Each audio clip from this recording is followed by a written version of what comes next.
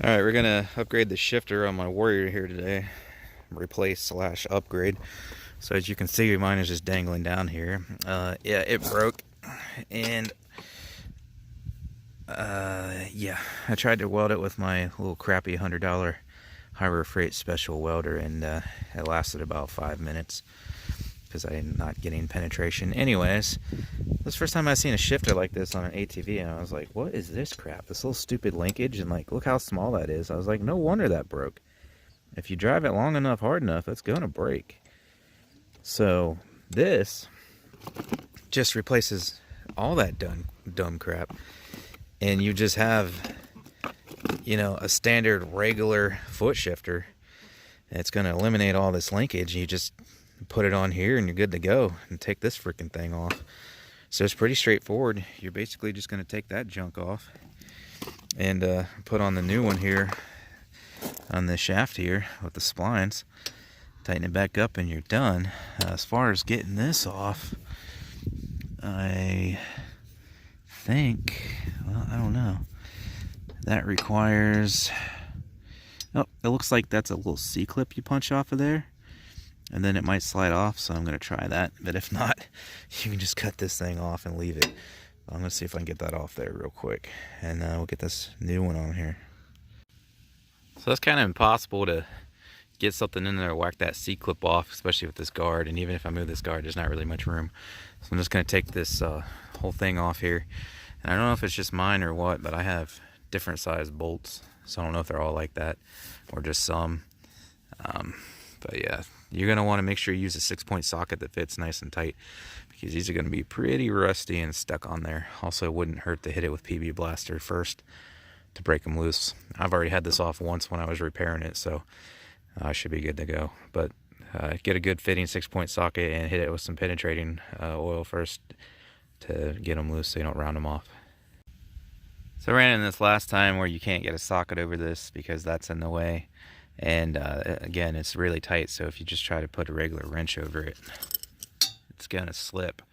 So what I do, I don't know if you can see it move there, I have somebody step down on it or push down on it just enough to get a socket over it, break it loose, and then you can put a regular wrench over it if you want to get it the rest of the way out. So there's your C-clip that's holding it on there. It'll just spin around that shaft with that washer. I don't know why this isn't focusing. So you just get a screwdriver under there and tap it off, or they may make special tools for that, but you can just pry it off with a flathead screwdriver probably, which is what I'm gonna do. And be careful, it'll shoot out at you. It's under pressure when you pop it off there, so that's how that comes off. And then this should, of course it might stick a little, take the washer off.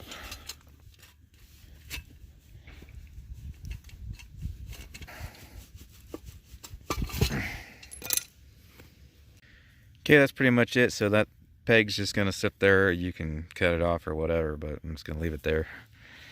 And then I'm gonna throw this back on here, and then we'll get the new shifter on. Actually, it's probably gonna be easier with this out of my way to get this off, so I'm gonna head and back that out and put the new shifter on before I throw this on. Alright, so for me at least, that was a 10mm. And then I've already had this off again, welding it, so it's fairly easy for me to pull it off. But it's probably going to stick a little bit, and you're going to have to like wiggle it back and forth and maybe tap around on it with a hammer a little bit to get it off. So let me get this new one open here and we'll slide that on.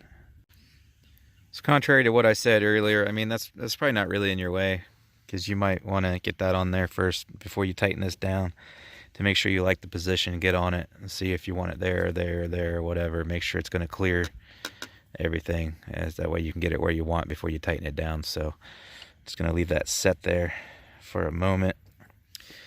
I'll throw this back on, that way I can do just that, get it in the position I want, and then we'll tighten it down. Alright, so I got on this in tennis shoes, and it, you know, it felt fine and all that, but then when dipping my foot under it, again, it felt fine, but I was like, man, if I had some big old boots on here, this is going to be kind of hard to get my foot under there to shift it. But unfortunately, you see there shifting up, just one little notch more clockwise, and then, well, you can probably see the rub marks right there, and it's hitting this plastic cover here, and you definitely do not want that. It'll bust that open while you're riding. So Unfortunately, again, it may not be an issue with boots at all, but I was just trying to think ahead, and like I said, I'm wearing tennis shoes right now, and it was perfectly fine. Perfectly comfortable, perfectly fine. I was trying to give myself a little extra room in case I had big boots on. And again, just in case, not that my boots wouldn't fit through there, but in doing so, it was rubbing this. So I'd recommend that's about the position. It's just slightly facing down, so it's not hitting this, and the very next tooth up, and it was hitting this. So that's where I'm putting it. This is just not focusing for me today.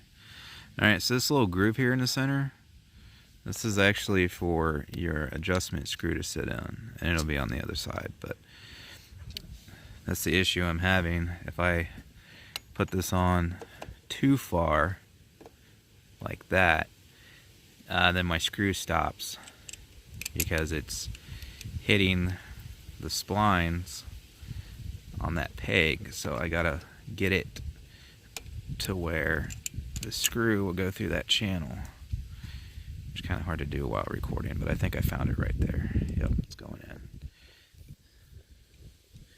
Not focusing again. Anyways, so it's going to stick out about that much for your channel to be lined up, at least with this shifter. So I had it in too far. It wasn't wanting to go in, and that's why you got to feed it through that channel on the peg. So I'm going to snug this down, and then it should be good to go. Alright, I've tightened it up. So obviously you don't want to over tighten it or you'll strip it out and then you're screwed. But if you under tighten it, I guarantee you it'll rattle loose. It would be a good idea to also put some thread locker on that. But make sure you snug it down enough, but not too tight. If I had to guess, I'd say about 12 foot-pounds of torque. But some thread lock on there is also going to help ensure that it's not going to come loose. Tell you what, that's a heck of an improvement getting it in and out of neutral. I was thinking maybe my clutch needed adjusted or something, but it goes in and out of neutral so much easier now. Like a lot of times I couldn't even get it without rocking it or shutting it off, and it just goes right in and out now. So that's it.